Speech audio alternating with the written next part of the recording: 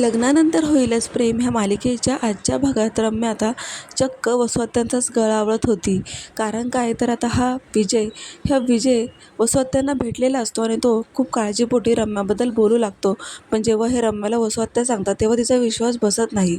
ती म्हणते की आई तुला काय गरज होती त्या विजयकडे जाण्याची. वसुहत्या म्हणते की मी त्याच्याकडे गेली नव्हती. अगं त्याने कॅबिनच्या बाहेर उभं राहून त्याने तुझं बोलणं ऐकलं होतं. तुला प्रेझेंटेशन द्यायला नकार देतो हे त्याला कळालं आणि त्याला खरंच तुझी काळजी वाटत होती. म्हणूनच तो माझ्याकडे आला होता. पण रम्या अगं मी काय म्हणते, तुझ्या बाबांव्यतिरिक्त या जगात जर तुझी काळजी घेणारं कोणी असेल ना तर तो विजय आहे. मी तर तुझ्या आणि विजयच्या लग्नाची वाट बघते, पण तू हे सगळं काय बोलतेस.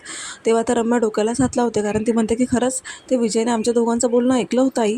आणि तू काय म्हणतेस लग्न करायचं. अगं माझ्या मनात तर फक्त माझा पार्थ आहे. मला फक्त सूड उगवायचं आहे त्या विजयला हाताशी धरून ह्या देशमुखांची वाट लावायची आहे. तेव्हा वसुहत्या असं म्हटल्यावरती लगेचच आता ह्या वसुहत्या म्हणतात की काय, अगं मला तर असं वाटतं की तू वायफळ प्रेम करत बसली आहे त्या माणसावरती. त्याचं तर काव्यामध्ये पूर्ण लक्ष असताना तू काय इंटरफेअर करतेस.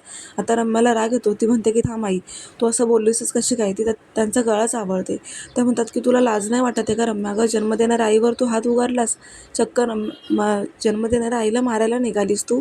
त्यावेळेला आता लगेचच वसुहत्या तिला सांगतात की हे बघ रम्या, तुला सूड उगवायचं आहे ना उगव. मला पण आता ह्या विजयालाच हाताशी धरून ह्या देशमुखांचं सूड उगवायचं आहे.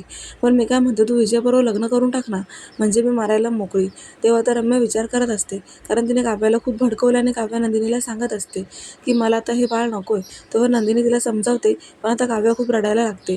ती रूममध्ये जाते. पार्थ पण कन्फ्यूज होतो की आता परत काय झालं. ती सांगते की रम्या बरोबर बोलत होती.